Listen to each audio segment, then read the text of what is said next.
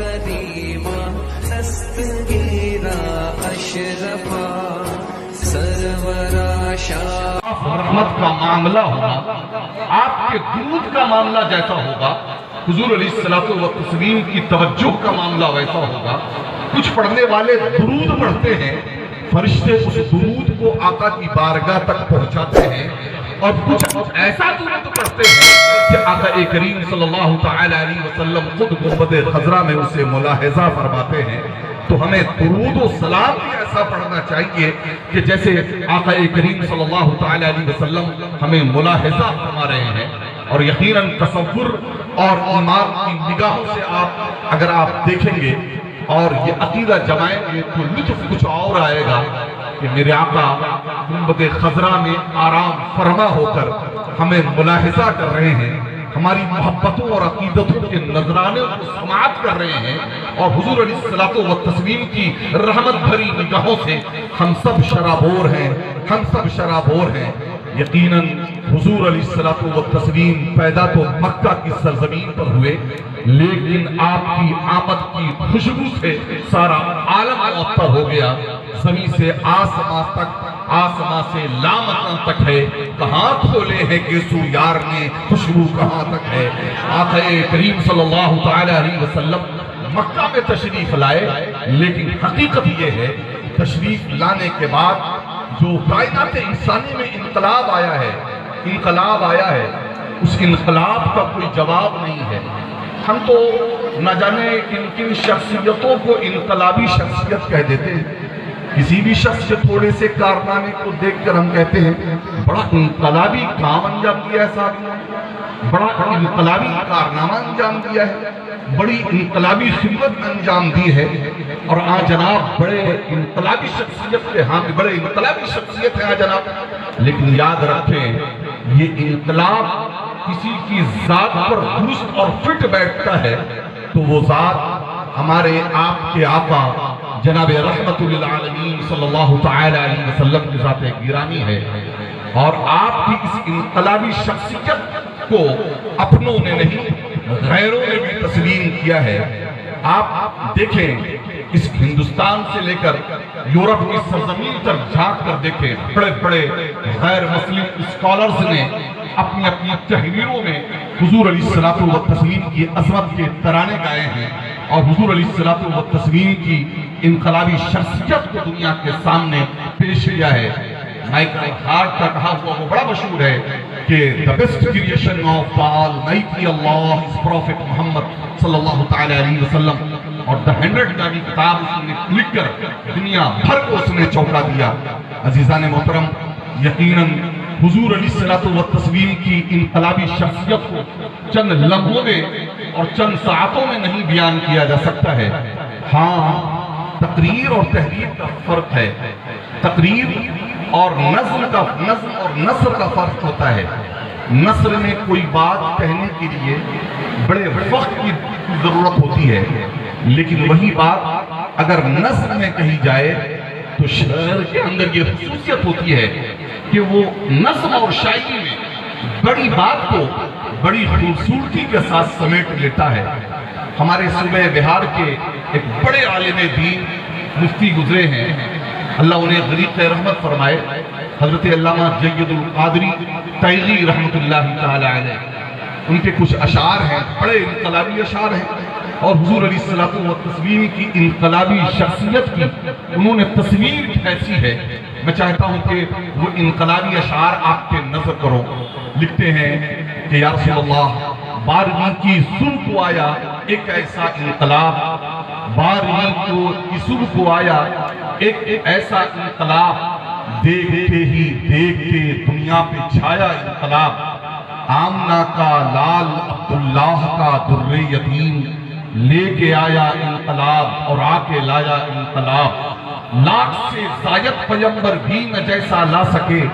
سرور کونو مکان لائے وہ تنہا انقلاب، اور حضرت فاروق کے دل سے کوئی پوچھے ذرا، دار ارقم میں جو آیا تھا وہ کیسا انقلاب، اور بے زبان پتھر نے بھی کلمہ پڑھا سرکار کا، بے زبان پتھر نے بھی کلمہ پڑھا سرکار کا، کتنی خاموشی سے آیا کتنا گویا انقلاب، کتنی خاموشی سے آیا کتنا گویا انقلاب۔ اور آگے لکھتے ہیں کہ خاک کے ذروں کو ہم دوشے سرنگا کر دیا، خاک کے ذروں کو ہم دوشے سرنگا کر دیا، جس مورخ نے بھی لکھا اس کو لکھا انقلاب۔ حضور علیہ الصلوۃ والتسلیم خاتم النبیین بن کر تشریف لائے، نبوت کا دروازہ آپ کے اوپر بند ہو گیا، اب کوئی نبی تو نہیں آنے والے، لیکن حضور علیہ الصلوۃ والتسلیم کے فرمان کے مطابق کہ میرے امت کے اولیاء بنی اسرائیل کی انبیاء کی طرح ہوں گے۔ جب یہ حدیث ہم پیش کرتے ہیں تو عموماً ہم ولیوں کو سمجھ کر صحابیوں کو چھوڑ دیتے ہیں اور غوث اعظم کو پیش کرتے ہیں، غریب نواز کو پیش کرتے ہیں، حضرت الدین بختیار کاکی کو پیش کرتے ہیں، خواجہ نظام کو پیش کرتے ہیں، اور دیگر اولیاء کرام اور علماء کرام کو ہم پیش کیا کرتے ہیں۔ عزیزان محترم، یاد رکھیں یہ حق ہے، یہ سب نبی تو نہیں ہے لیکن نبیوں کی طرح ہے، لیکن حضور علیہ الصلوۃ والتسلیم کے اس فرمان کے پہلے مصداق اگر کوئی ہو سکتے ہیں تو وہ صحابہ کی مقدس جماعت ہو سکتی ہے۔ ابو بکر کس سے بڑھ کر کون ہو سکتا ہے؟ سیدنا عمر سے بڑھ کر کون ہو سکتا ہے؟ حضرت عثمان سے بڑھ کر کون ہو سکتا ہے؟ مولا علی سے بڑھ کر کون ہو سکتا ہے؟ حسنین کریمین سے بڑھ کر کون ہو سکتا ہے؟ یاد رکھیں، بے شک یہ نبی تو نہیں ہے لیکن نبیوں جیسے انہوں نے کام کیے، یہ نبی تو نہیں ہے لیکن نبیوں کی عظمت سر آنکھوں پر ایک جناب نبیوں کے کارنامے ہیں، اور ایک طرف جناب ابو بکر اور عمر کے کارنامے کو رکھ دیا جائے تو یقیناً دنیا انگشت بدندہ نظر آئے گی۔ اور آقا کریم صلی اللہ علیہ وسلم نے ان شخصیات کو تیار کر کے دنیا کے سامنے پیش کیا ہے۔ یہی وجہ ہے کہ ایک مغربی مفکر نے کہا کہ اے محمد میں تمہیں عظیم کہتا ہوں، اے محمد میں تمہیں عظیم کہتا ہوں، اس لیے نہیں کہ میں تمہیں نبی اور رسول مانتا ہوں۔ ظاہر ہے کہ میں کوئی مسلمان نہیں ہوں، میں کوئی کلمہ گو نہیں ہوں، تو میرا نبی اور رسول ماننے کا کوئی سوال نہیں ہے، لیکن پھر بھی میں تمہیں عظیم مانتا ہوں۔ میری تقریر آپ کو سمجھ میں آ رہی ہے نا؟ اگر سمجھ میں آ رہی ہے، میں ذرا سا دوسرے انداز میں خشک باتیں عرض کرنے کا قائل ہوں، لیکن میں سمجھتا ہوں کہ بسا اوقات خاموشی کے ساتھ لوگ سمجھتے ہیں اور خوب سمجھتے ہیں، اور یقیناً آپ جو سمجھ رہے ہوں تو حضور فرماتے ہیں کہ وہ مفکر کہتا ہے کہ اے محمد میں مسلمان نہیں ہوں لیکن پھر بھی تمہیں عظیم مانتا ہوں۔ کیوں؟ کیونکہ تم ایسے قائد ہو کہ قائدین کی دنیا میں تمہاری کوئی نظیر اور مثال نہیں، کیونکہ دوسرے قائدین اور دوسرے رہنماؤں کا حال یہ ہوتا ہے کہ اپنی زندگی میں وہ کسی رہنما کو آگے بڑھنے نہیں دیتے، کسی قائد کو ابھرنے نہیں دیتے، اور یقیناً ہم چاہے سیاسی اعتبار سے دیکھیں چاہے مذہبی اعتبار سے دیکھیں، ہم دیکھتے ہیں کہ کرسی قیادت پر جو فائز ہو جاتا ہے وہ اپنی زندگی میں کسی کو آگے بڑھنے نہیں دیتا ہے، اسے خطرہ لگتا ہے کہ کہیں ایسا نہ ہو کہ میری قیادت کمزور ہو جائے اور لوگ میرے پیچھے چلنے کے لے جائے، میں جسے پرموٹ کر رہا ہوں، میں جسے آگے بڑھا رہا ہوں، کہیں لوگ ان کے پیچھے نہ چلنے چلے جائیں، کیونکہ قیادت کی بھی ایک حوث ہوا کرتی ہے۔ لیکن وہ مفکر کہتا ہے میرے اے محمد میں تجھے عظیم اس لیے مانتا ہوں کہ دنیا کا کوئی قائد اپنی زندگی میں کسی قائد کو ابھرنے نہیں دیتا ہے، لیکن میں تیری عظمت کو سلام کرتا ہوں کہ تم نے اپنی زندگی میں قائدین کی ایسی جماعت پیدا کی ہے کہ جن کی کوئی نظیر اور مثال نہیں ہے۔ ابو بکر لاجواب ہے،